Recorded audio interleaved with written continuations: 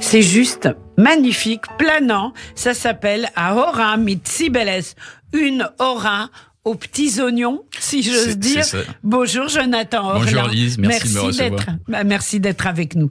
Alors Jonathan Orlan, vous êtes le fondateur du groupe Youkali. Cofondateur. Y-O-U-K-A-L-I. Ça veut dire quoi Youkali ? Youkali, on ne peut pas le donner d'explication. C'est un monde imaginé par Kurt Weill dans sa chanson éponyme Youkali. Et c'est un monde utopique, c'est un monde imaginaire où tous nos désirs se réalisent, tous nos plaisirs. Donc oui. C'est un endroit magique, mais qui n'existe pas.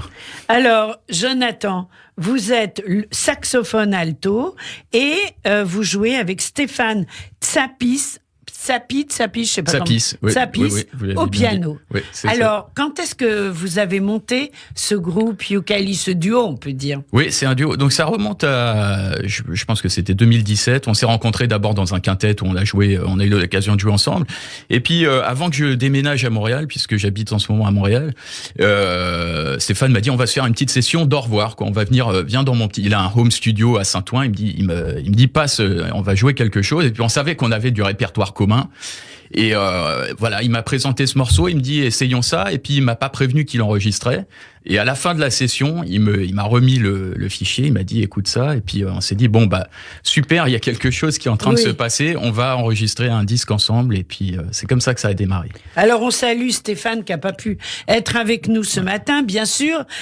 Jonathan, je crois que ça représente pour vous quelque chose d'important d'être dans le studio de Radio J. Oui, c'est très émouvant parce que cette salle est nommée après mon cher oncle Serge Achdenberg. Voilà, on est dans le studio Serge Achdenberg et c'était votre oncle. Alors quand j'ai reçu votre livre, j'étais très touchée de voir que la plupart des titres étaient en yiddish, de Ahora mit Cibeles, c'est du yiddish, jusqu'à Yankele, Papyros, Ngasnig, Chiribim, Chiribon, Afen Pripetchik, Youkali, bien sûr, et on termine par Belz. Racontez-nous, c'est quoi votre intérêt, alors que vous faites partie de la jeune génération pour la musique et la culture yiddish?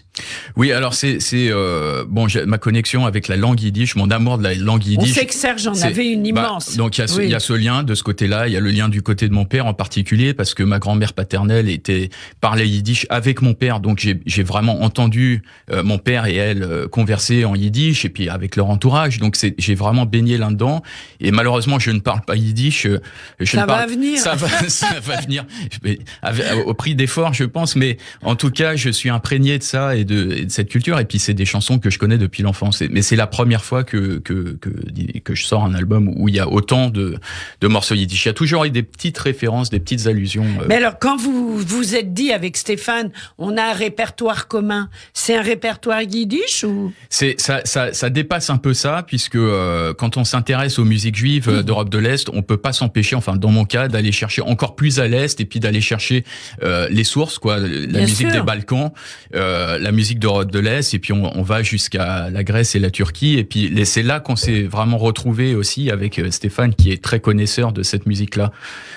Donc voilà, d'où le choix d'ailleurs du prochain morceau, qui n'est pas un morceau yiddish, mais qui est plutôt un morceau d'inspiration tzigane, bulgare. Alors qui s'appelle Kiuchek. Kiuchek, ça veut dire quoi? C'est un type de danse, je crois que ça se prononce de différentes manières, Kiuchek, et c'est un type de danse qui est une danse orientale en réalité, sur laquelle là-dedans j'improvise de façon un peu libre, voilà. Et puis ça recoupe l'univers yiddish, puisqu'il y a des sonorités communes qu'on va reconnaître. Voilà, c'est un peu ça. Est-ce que vous vous définissez comme klezmer? Oui, en quelque sorte. En fait, même en jouant autre chose que de la musique klezmer, je pense que je suis klezmer, puisque les klezmorim, c'est ceux qui jouaient de la musique. C'est simplement musicien itinérant. Oui, et puis j'ai un côté nomade, donc ça correspond bien au mot klezmer. Effectivement, je pense que ça va très bien. Alors, Jonathan Orlan, Stéphane Tsapis, c'est le duo Youkali, et on écoute tout de suite leur morceau Kiuchek, j'espère que je prononce bien. On écoute.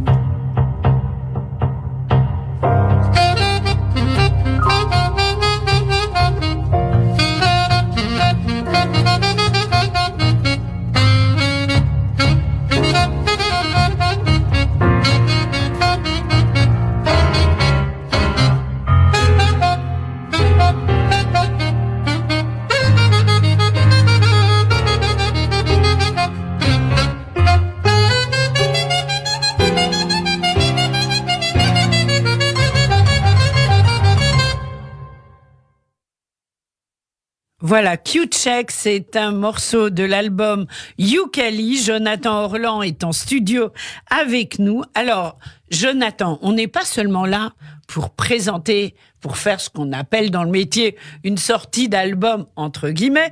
Nous sommes là aussi parce que vous avez un concert hommage au Musée d'art et d'histoire du judaïsme qui va se tenir mardi 5 avril de 20h à 21h15. Et vous serez tous les deux sur scène, évidemment. Et évidemment, ça va être un moment important.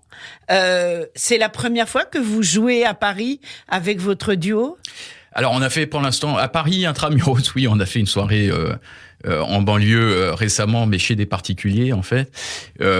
Mais ça va être le premier concert à Paris, effectivement. Oui. Et puis c'est la première fois que je joue au Musée d'art et d'histoire du judaïsme, et j'en suis très très content. Bien sûr. C'est une salle que j'adore. C'est une salle magnifique. Enfin, c'est un musée que j'adore, et puis donc je suis très content. Alors, pour réserver ces places, on va sur maj.org, MAHJ.org, et on prend ses billets pour un concert haut en couleur et qui va être carrément planant, on peut le dire. Ouais, c'est un voyage, quoi. Comme le titre l'indique, c'est un voyage.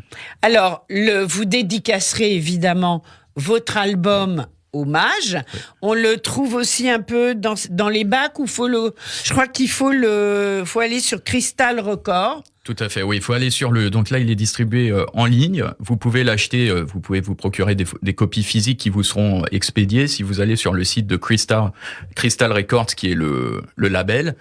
Vous pouvez aussi l'acheter évidemment en copie numérique sur le site de Crystal ou sur. Bien sûr.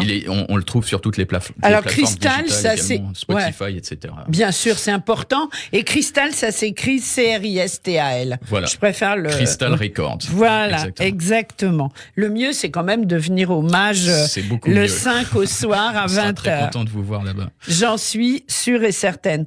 Donc, on va sur maj.org/fr/programme Yooka-Lee, et là, on peut prendre ses billets très très facilement. Alors, ce concert, donc il va durer 1h15. Vous allez faire la totalité de l'album ? Oui, je pense qu'on va faire la totalité, plus quelques surprises en plus. On a eu le temps de roder quelques autres morceaux depuis. Là, on revient, on a joué à Bruxelles, on a 2 dates encore. Donc on a une petite tournée avant, donc c'est l'occasion de voir un peu de nouveau répertoire, de s'aventurer un peu ailleurs aussi. Vous jouez où à Bruxelles ? On a joué à Bruxelles on a joué à Bruxelles chez des amis en fait, mais qui ont organisé un concert avec une 50aine de personnes. Donc sympa. C'était très très sympa. Bien sûr.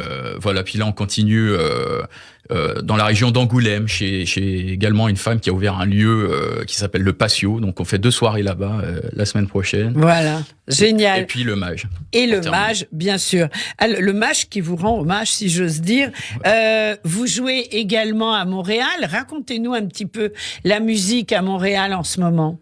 Alors bon, les portes s'ouvrent un peu depuis le Covid. Ça recommence doucement. Ça recommence doucement. J'ai l'impression. Ça a été assez difficile là-bas. Oui. Il y a beaucoup moins de soutien pour les salles, pour la culture en général. Donc c'était assez délicat. Mais j'ai fait des belles rencontres. Ça fait 4 ans que j'y suis. Donc heureusement, j'ai eu le temps de rencontrer des gens avant la pandémie. Et puis donc j'ai notamment Jean-Michel Pil, qui est un pianiste extraordinaire, avec qui j'ai eu la chance de jouer. Et puis également, il y a beaucoup de musique klezmer qui se passe là-bas. J'ai rencontré, il y a ce qui s'appelle le Klez Canada, qui est une organisation. J'y ai été il y a 10 ans. Voilà, oui. Donc ça m'a permis de rencontrer un peu de monde. Je me trompe, ou c'est avec des gens comme Michael Alpert et... Alors lui, je le connais pas, mais je pense qu'il fait partie de cette organisation. Je pense qu'il en fait partie, oui. Vous connaissez qui, en fait ? J'ai rencontré là-bas Adrian Recianu, qui est maintenant à Bruxelles et qui est devenu un très très bon ami et qui m'a enseigné énormément. Adrian, il est en France en fait. Alors il est maintenant en Belgique. Il est en Belgique. Ouais. Donc, on le connaît bien, on l'embrasse. Donc en fait, Klez Canada, c'est une espèce de grande colo d'été autour de la musique klezmer, d'où le mot klez, où on joue de son instrument, on chante, on parle yiddish si on peut, il y a des cours, etc. Donc c'est dans un endroit très beau, je crois. Oui, c'est un très bel endroit dans les Laurentides. Voilà. C'est un très bon moment, cet endroit. Donc on tape Klez Canada sur la barre Google. Voilà. Alors, Yooka-Lee, donc depuis combien de temps en fait? Ça fait 5 ans maintenant, mais c'est vraiment le démarrage, disons, avec la sortie d'album, quoi. On a enregistré l'album et les concerts suivent, en fait. On n'a pas, c'est pas un album qui a été fait après de nombreux concerts. C'est le contraire. On est parti de l'album pour créer un répertoire pour les concerts live, quoi. Et est-ce que également vous avez joué à New York? Ah, j'ai eu l'occasion de jouer à New York. Ça fait un petit moment, mais j'ai pas mal joué à New York parce que j'ai beaucoup d'amis. J'ai habité à Boston pendant 1 an et demi, 2 ans, et beaucoup de mes amis sont allés ensuite, par la suite, à New York. Et donc, à un moment, on a fait une petite tournée là-bas. Voilà, et il y a aussi un truc klezmer là-bas. Oui, il y a beaucoup de klezmer. Alors moi, à Noël, je crois, ils le font. Ah oui. Quelque chose comme ça, oui. Bon, moi j'ai joué du jazz là-bas. Je suis parti là-bas avec des musiciens en quartet pour faire du jazz. Et vous jouez quoi comme jazz? Alors, vous avez peut-être eu l'occasion d'entendre le dernier disque que j'ai fait, c'était avec Olivier Huttman au piano. Ah oui, bien Yoni sûr. Zelnik et Ariel Tessier. Ça s'appelle Something Joyful. Oui. Et alors, c'est dur de qualifier le style, mais ça rentre dans quand même ce qu'on appelle du jazz moderne. C'est très influencé.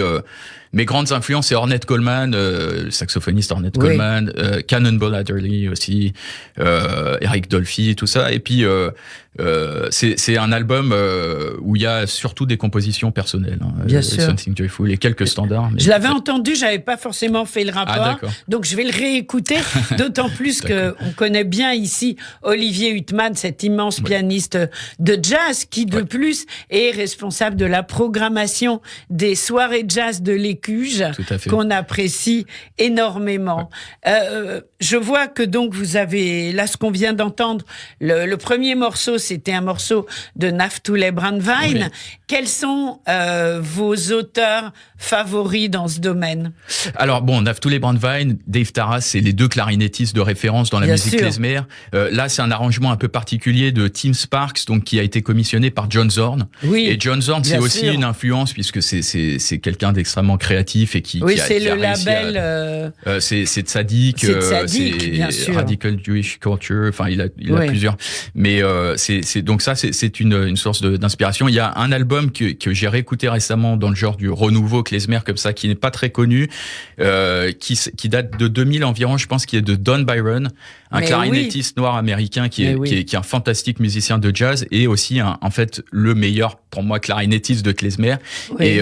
Et donc c'est un hommage à Mickey Katz. Donc ça, par exemple, c'est quelque chose que j'ai réécouté avec beaucoup de plaisir récemment parce que c'est un mélange d'avant-garde, de klezmer assez traditionnel et puis il y a beaucoup d'humour aussi. C'est un fantastique musicien. Bien sûr. Et puis après, bon, Karsten Troike, je suis quand même assez fan de gens qui chantent de façon un peu plus classique, disons. Oui. Et voilà, il y a beaucoup d'influence. Karsten Troike, c'est ce grand chanteur yiddish berlinois qu'on avait fait d'ailleurs venir plusieurs fois au centre Medem Arbetering, qui est formidable.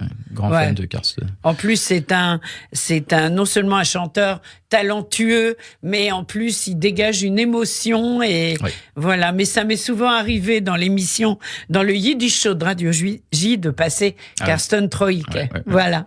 Eh bien, merci beaucoup pour tout cela, Jonathan Orlan. Donc, avec plaisir. On se résume. Jonathan, vous serez en concert avec votre Stéphane Tsapis au piano, vous-même saxophone alto. C'est le duo Yooka-Lee. Ce sera hommage. On va sur maj.org pour s'inscrire. Ce sera le 5 avril de 20h à 21h15. Et bien sûr, on y sera. Alors, plein de succès. Et merci. Quand vous le souhaitez, dans le studio de Radio J, qui est aussi le studio de votre oncle. Merci beaucoup, Jonathan. Merci, au revoir.